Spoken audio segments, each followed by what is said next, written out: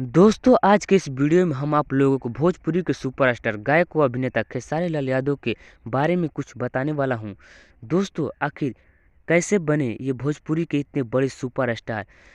दोस्तों चलिए शुरू करते हैं। दोस्तों खेसारी लाल यादव के बचपन के नाम शत्रुघ्न कुमार यादव है। दोस्तों इनका जन्म 1946 ईस्वी में रसूलपुर चौटी छपरा बिहार में हुआ था।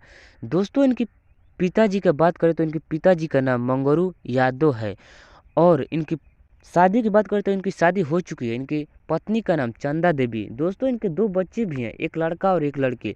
लड़का का नाम है ऋषभ यादव और लड़की का नाम है कृति यादव।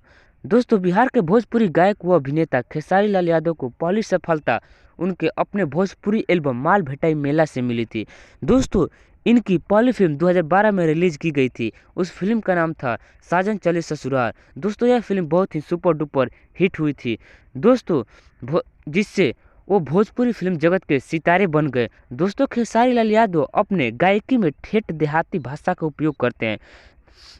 दोस्तों खेसारी लाल यादव प्रारंभ से ही लोक गायक के साथ साथ एक अच्छे नर्तक भी रहे हैं। शुरुआत में उन्हें भोजपुरी गायक बनने के लिए बहुत मुश्किलों का सामना करना पड़ा था।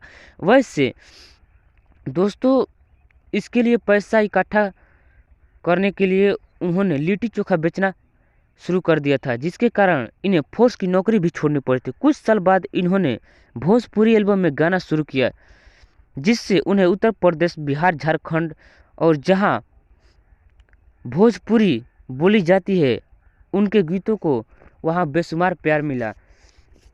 दोस्तों उनका पहला एल्बम 2008 में जारी किया गया था। कुछ शुरुआती प्रसिद्ध गाने दोस्तों हैं उनके सैया अरब गइले ना, पियवा रहे सऊदी रे भौजी, माल भेटाई मेला में। दोस्तों 2014 में उन्होंने कोयलांचल के गाने 4147 से एक गायक रूप में बॉलीवुड में पदार्पण किया था।